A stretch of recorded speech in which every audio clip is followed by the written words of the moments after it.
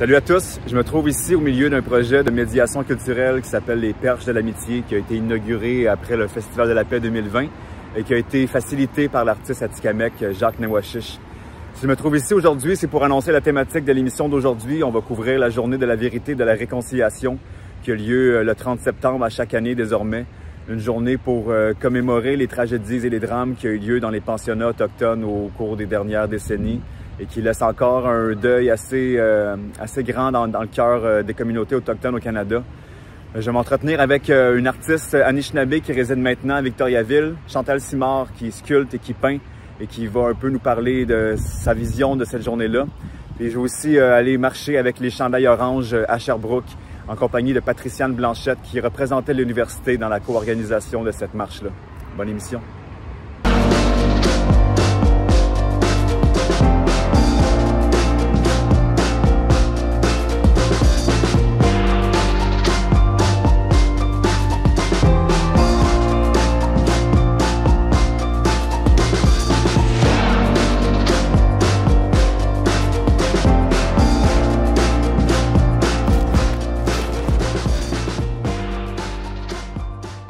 Donc, me voici ici en compagnie de Chantal Simard. On a choisi de venir marcher au parc des Abénaquis sur le bord de la rivière Nicolet, qui devait porter un autre nom auparavant, sûrement.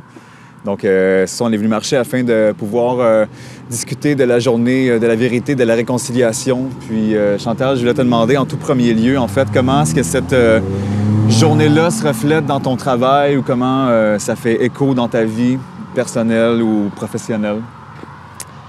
Bien, c'est sûr, dans ma vie personnelle, tout d'abord, je ne suis pas sans y penser. C'est là, je l'amène, c'est sûr, en portant le chandail orange, c'est un signe comme quoi je suis conscientisée à ça. Ça peut apporter aussi certaines discussions ou avec des collègues de travail sur qu'est-ce que c'est la réconciliation. Ça amène beaucoup de questionnements parce que je m'aperçois qu'il n'y a pas beaucoup de gens savent exactement la fonction ou le but de ça, qu'est-ce que ça veut dire au juste. Fait que ça me permet de pouvoir en parler parce que dans d'autres temps, c'est pas nécessairement là. On va évoquer des sujets en lien avec les communautés autochtones, mais directement liés à la réconciliation, vérité réconciliation, c'est pas toujours présent. Dans mon travail, c'est pas la journée qui a un impact particulier. Dans le fond, dans mon travail artistique, bien, c'est toujours là de vouloir profiter d'une occasion artistique pour dire quelque chose, lancer un message, conscientiser, informer, tout simplement d'avoir le prétexte de parler de la culture. En fait, les gens sont mal ou peu informés. Fait que je pense qu'après ma barre, ces journées-là servent à informer, instruire les gens de ce qu'on sait. Juste d'en parler, d'ouvrir la boîte un peu de la mémoire, puis du temps qui a passé, qui a comme enseveli beaucoup de mauvais souvenirs en tant que tel, puis qu'on peut se recueillir un peu, que le peuple se recueille, puis comprenne, parce que notre territoire a un peu des pages plus noires, puis qu'on peut être, comment dire, on a ce devoir-là d'aller lire ces pages-là, puis de collectivement se les remémorer. Il y a une vague de fond, puis on commence à la sentir, cette vague de fond-là. Les gens se posent plein de questions, savent pas trop, fait que ça amène la curiosité, ça va amener à vouloir en savoir davantage.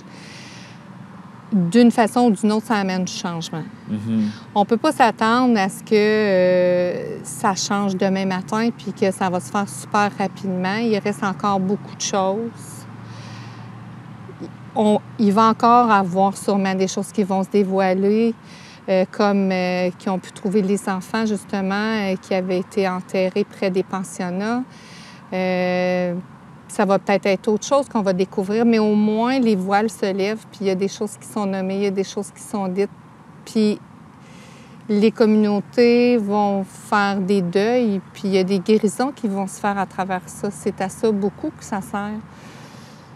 Puis quand il va y avoir de plus en plus de guérisons de fait, bien, c'est là qu'on va s'apercevoir du changement.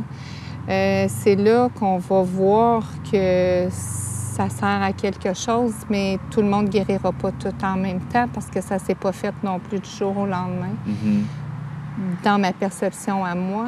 C'est fait qu'il faut laisser le temps aussi à ce que les communautés, les gens pleurent, les gens guérissent.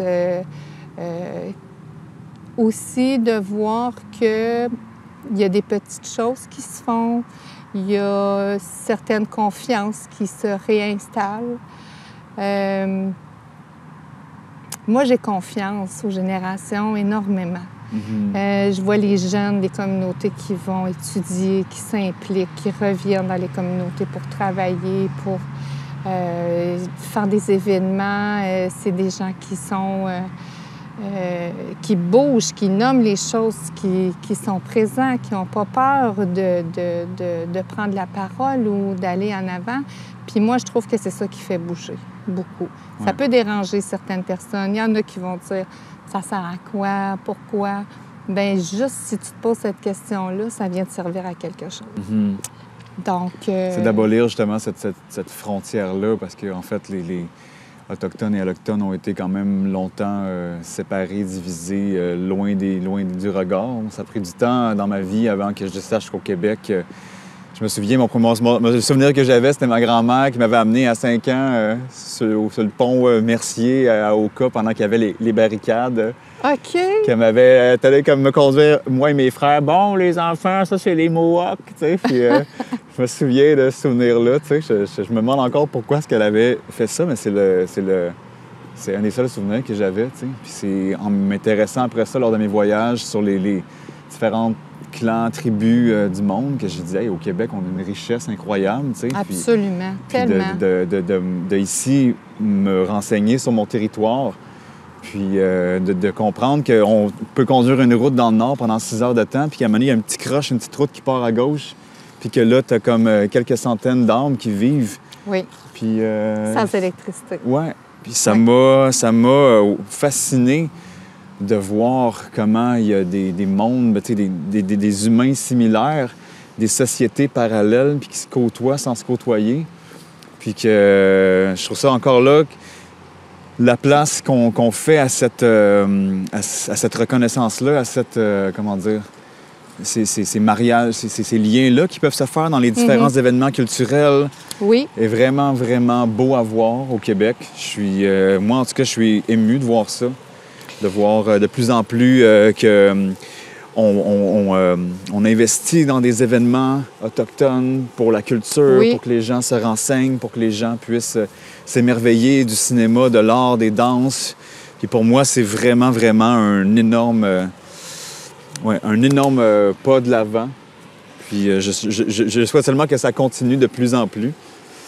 Il y a l'appropriation culturelle qui a été très, très discutée médiatiquement dans les dernières années. Puis pour ma part, je trouve que parfois, on s'empêche peut-être de vouloir plus connaître, de vouloir toucher à cette culture-là parce qu'on a peur d'être jugé dans notre curiosité. Puis j'aimerais savoir un peu ton opinion par rapport à ça. Est-ce qu'il y a un juste milieu quand même qu'on peut se dire, hey, regarde, sans vouloir avoir des plumes puis se dire, chef, on a quand même le droit de vouloir aller dans un atelier de fabrication de tambours si on a naturellement un intérêt pour ça, si notre cœur nous guide vers ça, tu sais. Est-ce qu'on devrait s'empêcher ou se permettre de laisser aller nos intérêts, tu sais? Ça, c'est délicat comme question. Moi, je peux te répondre quelque chose, puis quelqu'un d'autre va te répondre quelque chose. C'est vraiment... c'est difficile à définir. L'opinion et la position que les gens doivent prendre en lien avec ça. Écoute, ça, c'est vraiment, tu sais, ça, c'est moi qui dis ça. Moi, je pense que l'être humain, de toute façon, quand son intention, elle est elle est remplie de bienveillance et de vérité. OK? À partir de là, le geste se porte naturellement. Aussitôt que tu as une hésitation, prends une pause puis réfléchis. Après, continue ton geste. Si l'hésitation revient, peut-être que c'est pas le bon moment. Peut-être que c'est d'aller vers autre chose.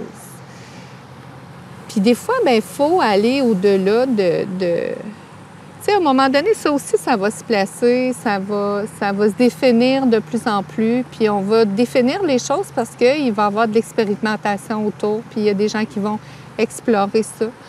Donc, quand c'est fait avec respect... Bienveillance. Et bienveillance. Ouais. Puis tu sais, je te dis ça, puis en même temps, tu sais, moi, exemple, dans mes œuvres, je voulais intégrer le perlage. J'aurais pu apprendre à perler sur YouTube. Ouais. Je me suis pas donné cette permission-là. Parce que perler, c'est pas perler. C'est pas prendre un fil, une aiguille, puis prendre des perles une à une et les déposer sur un vêtement. C'est pas ça. Moi, c'est ce que je voulais. C'est ce que je souhaiterais que tout le monde fasse en réalité quand ils sont curieux de la culture, parce que moi, j'ai attendu de recevoir les enseignements. Qu'on m'enseigne à perler de façon traditionnelle. C'est ma sœur qui me l'a enseigné. Et à partir de là, avec ce qui vient avec, pourquoi on embellit, qu'est-ce qu'on porte dans cette beauté-là, dans ce geste-là, d'orner les vêtements ou les accessoires des gens qu'on aime pour des rituels, pour des régalias, pour une pochette pour mettre notre tabac. Donc, c'est toujours l'intention qui est en arrière de ça, en arrière de chaque geste. Le tambour, c'est la même chose. On ne peut pas dire aux gens de ne pas le faire. Puis c'est correct, c'est aussi un instrument de musique. Mais d'aller plus loin à l'intérieur de cette recherche-là, ça va juste nous donner l'opportunité d'être en contact avec des Autochtones ou des personnes qui connaissent cet art-là ou le rituel. Puis ça va nous permettre d'en connaître plus. Ça va nous permettre aussi d'avoir une part de cette vérité-là qui se transmet. À ce moment-là, on est dans une thématique de transmission, d'apprentissage. D'aller chercher à la source. Oui. Cet apprentissage-là avec le rapport avec oui. l'enseignement. Oui. Ouais. De se donner cette opportunité-là. Tu sais, c'est très large, là, l'appropriation culturelle. Tu sais, même des fois, on parle des déguisements à l'Halloween. Bon, tu sais, on est rendu à plein de places. Mais quand on est vraiment curieux de la culture, bien, on va l'apprendre là où elle est, simplement. Oui. Tu vois, moi, je suis allé, quand j'étais en Colombie-Britannique, au International Gathering. Donc, c'était tous des leaders autochtones à travers la planète. Il y avait des Maoris, il y avait des moines bouddhistes, il y avait tous des représentants de toutes les tribus en Amérique du Nord. Puis moi, je suis arrivé là-bas tout bonnement. Là. Puis il y avait 4 gros sweat lodges de quasiment 60 personnes par sweat. Puis je suis arrivé là avec mon cœur, en toute bienveillance. Puis je me suis senti accepté là-dedans. J'ai jamais senti quoi que ce soit de qu'est-ce qu'il fait là, lui, tu sais. C'est comme si le Great Spirit lui a dit de venir, on va l'accepter. C'est ça. Spécial de dire le mot Québec ou comment bien nommer pour que ce soit maintenant socialement accepté. Tu sais. Il y a comme ça peut devenir difficile dans la façon qu'on veut prendre soin de respecter de respecter le territoire tout en nommant les choses telles qu'elles sont nommées. Tu sais. Mais encore là, ce côté traditionnel-là, tu sais, c'est que nous, dans notre culture, je dis souvent, on a la poutine puis on a Céline. Tu sais, c'est comme... Est-ce qu'on peut avoir autre chose, tu sais? C'est pour ça, dans le côté culturel, de vouloir aller un peu s'inspirer ailleurs. Parce que je trouve que nous, tu sais, c'est comme, OK, on veut bien respecter, pas aller empiéter sur les traditions des autres, mais la nôtre est un peu maigre, là, tu sais. C'est ça, ben oui. Puis, tu sais, juste pour faire suite sur une question de territoire, bien, ce qu'on voit de plus en plus, tu sais, ça en est un petit changement aussi, là, c'est quand il y a des événements, on le voit beaucoup chez les artistes, surtout, les chansonniers, puis même au niveau du théâtre ou peu importe, lorsqu'il y a des événements, ils vont commencer en disant « Ici, on est en territoire comme ici, on est en territoire Abénaki. » Justement. Oui. Bien, merci en tout cas au territoire Abénaki d'avoir permis de prendre cette marche-là et de pouvoir d'avoir cette conversation-là. Merci beaucoup Chantal d'avoir accepté l'invitation. Merci à toi de l'invitation. J'ai partagé mes connaissances simplement avec le plus de vérité que c'était possible de le faire. C'est parfait, c'est ça l'intention. Miigwech. Miigwech. Donc, nous voici le 30 septembre pour la journée de commémoration de la vérité et de la réconciliation. Je suis avec Patriciane Blanchette qui, en fait, représente l'Université de Sherbrooke pour mettre de l'avant cette journée-là de commémoration. Patriciane, veux-tu nous expliquer un peu c'était quoi les activités qui ont été faites, puis c'est quoi un peu le symbolisme ou la valeur que cette journée-là a pour toi? Pour nous, hein, je pense pour que nous. oui. Donc, bonjour, Patriciane Blanchet, conseillère en pédagogie autochtone de l'Université de Sherbrooke, notamment la faculté d'éducation. Cette année, pour souligner, aujourd'hui, c'est la journée du chandail orange, la journée pour les enfants disparus des pensionnats autochtones, leurs familles survivantes et toutes les générations subséquentes. Donc, on parle souvent des 7 générations brisées par les pensionnats et des 7 générations à venir qu'on veut contribuer à guérir et à ouvrir un chemin juste dans une visée de réparation. Donc, cette année, les établissements d'enseignement supérieur en Estrie se sont unifiés. Donc, le Cégep de Sherbrooke, le Collège Champlain-Lennoxville, l'Université Bishop, où on est en ce moment, ainsi que l'Université de Sherbrooke, pour commémorer, pour souligner cette journée importante, mais aussi toute la semaine. Hein, c'est la première semaine nationale de vérité et réconciliation. Là, si on regarde sur le Centre national de vérité et réconciliation à l'Université du Manitoba, on voit qu'il y a un mouvement national qui était proposé ici en Estrie, ainsi qu'à Victoriaville, ainsi que sur ce vaste territoire, on est en territoire ancestral de la nation Wabanaki, le Ndakina. Alors, un des premiers pas à faire de s'engager, c'est de reconnaître et de remercier les gardiens, les gardiennes de ces beaux, vastes territoires, de nous permettre d'y séjourner, d'y apprendre, d'y enseigner, d'y vivre, d'y jouer. Donc, la façon dont le Grand Conseil de la Nation Wabanaki et le Conseil des Abénakis d'Odanak nous ont enseigné à faire la reconnaissance territoriale dans la langue traditionnelle. Kole Payomba, Wambanakiak, Odakewank. Donc, c'est pour souhaiter la bienvenue sur ce territoire et c'est vraiment une action concrète que chacune des organisations, que ce soit communautaire, que ce soit politique, que ce soit scolaire, peuvent s'engager, notamment en adoptant les protocoles de reconnaissance territoriale. C'est vraiment un premier pas vers la décolonisation. Puis, est-ce que tu es un peu connaisseuse aussi du territoire Bois-Franc, Arthabasca, le centre du Québec? On peut se parler, mettons, du territoire à Wabanaki tout à l'heure. Est-ce qu'il y a, j'imagine que les territoires, nous, les districts ou les régions administratives qu'on a établies, en fait, outrepassent ces territoires de chasse-là, de pêche, de nomadisme que les clans au Québec avaient? Est-ce que tu as un peu de je pense que ça, je laisserais parler les nations. Moi, je fais la reconnaissance territoriale de la nation ici. Je sais que le territoire Abénaki va notamment jusqu'au Bois-Franc, en couvre une partie. Là, il y a un échange avec le Nyo-Ntio, qui est le territoire de la nation Wendat, le territoire Wallace-Togoyik de la nation anciennement appelée Malécite, Wallace-Togoyik-Wachipekuk. Et donc, c'est des territoires qui sont partagés. C'est des territoires qui sont... donc, si on parle ancestralement, les rivières sont les routes. Et il y a eu des échanges, il y a eu des partages, et il y en a encore aujourd'hui. Donc, cette notion-là d'habiter le territoire et aussi d'en être les gardiens. Donc, la terre n'est pas à nous, c'est nous qui sommes à la terre. Donc, cet aspect-là, donc je ne devrais pas me lancer aussi politiquement sur les découpages des territoires, mais je sais qu'à Victoriaville, on est en nation Wabanaki.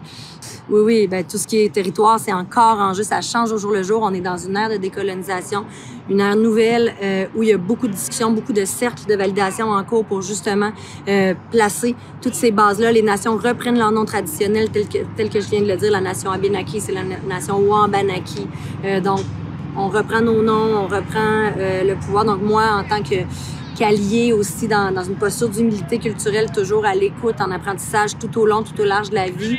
Aujourd'hui, on a eu plusieurs étudiants autochtones de diverses nations, des survivants de lignées là, qui sont allés au pensionnat, autant que des personnes qui ont recouvré leur statut avec la loi sur les Indiens, les amendements qu'il y a eu. Donc, il y a vraiment différentes nuances aussi à considérer dans tous ces enjeux-là. Et beaucoup de sensibilité, beaucoup d'écoute encore qui est nécessaire. Donc, aujourd'hui, on a eu des discours très touchants, très percutants, qui nous invitent à nous mobiliser, à marcher doucement ce chemin d'alliés ensemble et à nous engager. Beaucoup de gratitude aussi de la part des organisations autochtones qui nous ont fait des mots, qui sont heureux de voir là, que cette alliance-là, que les mains se réunissent enfin, puis qu'on n'est plus dans justement trop dans regarder le passé, mais qu'on tranquillement on se retourne vers l'avant tout en reconnaissant les torts causés par 500 ans d'histoire coloniale là, et toutes les répercussions aujourd'hui qui sont encore en cours là, dans diverses communautés, autant qu'en milieu urbain pour les 11 nations, les 55 communautés territoriales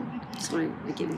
Quand tu parlais justement de voir de l'avant, cette journée-là qui a été décrétée en 2013 comme journée de commémoration, qui est depuis 2021, qui est devenue un peu plus un congé national. Journée nationale, oui. Nationale. Puis est-ce que tu peux percevoir les pas de l'avant qui vont être faits encore un peu peut-être à l'échelle nationale ou provinciale pour qu'on se souvienne ou qu'on commémore davantage, ou je sais pas si tu as comme une vision par rapport à ça. Mais une des choses qu'on va se rappeler, c'est pas une journée de congé aujourd'hui, on a adopté une journée fériée, puis même moi hier, je recevais des collègues qui savent que j'œuvre à la sensibilisation aux réalités culturelles, savoirs autochtones, et même là, bonne fin de semaine de 3 jours, non, c'est vraiment pas la façon dont on appréhende ou on regarde cette journée-là. C'est une journée pour justement être ici ensemble, marcher, rencontrer, s'éduquer sur les enjeux autochtones. Il y a plusieurs ressources sur le Centre national de vérité et réconciliation, là, des cahiers pédagogiques. Donc, on s'attend à ce que de plus en plus, justement, tous les enfants du primaire, du jardin d'enfants, au CPE, au primaire, au secondaire, à l'enseignement supérieur, fassent de cette journée-là une journée dans laquelle on commémore, mais aussi on s'assure d'enseigner la vraie histoire, de réparer, d'amener la vérité. On parle de vérité. Le terme réconciliation, je tiens à le dire, c'est un terme qui est galvaudé, qui prend vraiment origine aussi dans des vocables et dans une étymologie là, catholique. Donc, on parle de réconciliation, c'est de s'excuser pour les péchés commis là, à l'Église. Donc, on n'est pas du tout dans c'est un mot de politique internationale qui fait pas l'unanimité au sein des organisations autochtones. Le mot rapprochement, le mot réparation, et là, il y a la diade, là, décolonisation, autochtonisation, là, déconstruire les structures coloniales pour reconstruire en incluant de façon juste et légitime les savoirs autochtones dans l'ensemble des infrastructures sociales.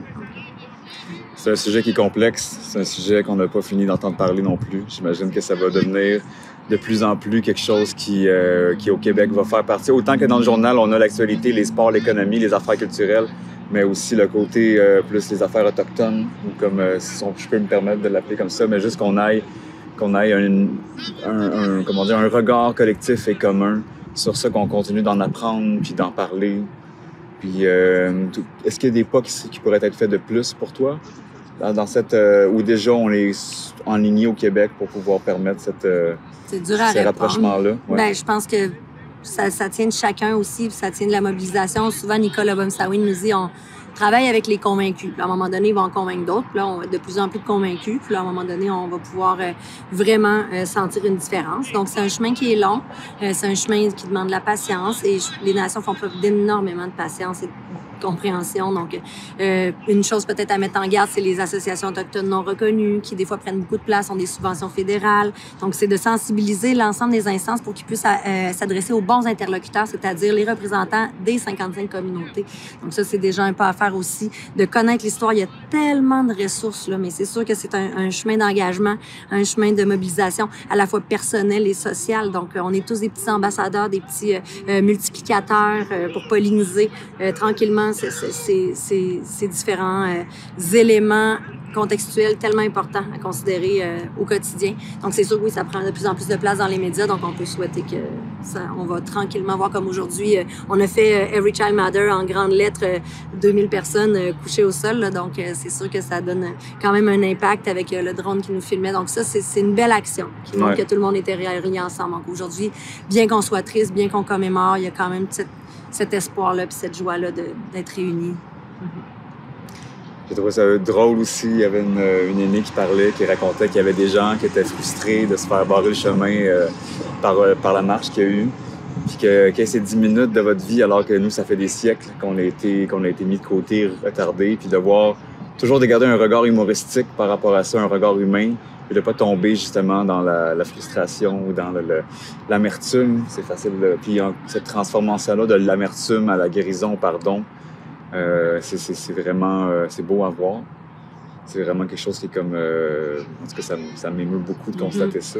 Mais ils ont beaucoup à nous apprendre, justement. Là, on a beaucoup à apprendre de ça, de cette ouverture-là, de cet accueil-là qu'on reçoit en ce moment pour les anges autochtones de la part des personnes qui ont souffert réellement des conséquences de la colonisation là, directement. Donc, je pense qu'on est vraiment quand même sur une bonne lancée. Puis comme j'ai dit tout à l'heure, il y a eu 7 générations qui ont été brisées juste par les pensionnats. Donc, on peut pas espérer non plus que demain, en criant lapin, que tout soit beau. Donc, c'est un chemin qui va continuer. Puis il y a des nuances, puis il y a différentes postures. Il y a des gens qui ont encore besoin d'exprimer leur souffrance, leur guérison. Il y en a d'autres qui sont rendus ailleurs par l'expression artistique, par exemple, comme le commissaire Guy Durand qui nous a fait une programmation aussi en Estrie. Il y a Hata, Art Total Autochtone, qui nous dit changer le monde par l'art, changer l'art par l'art autochtone, la guérison communautaire par l'art. Donc, c'est sûr qu'on voit avec la résurgence de l'art autochtone, la place dans l'espace public des cultures autochtones grandissante.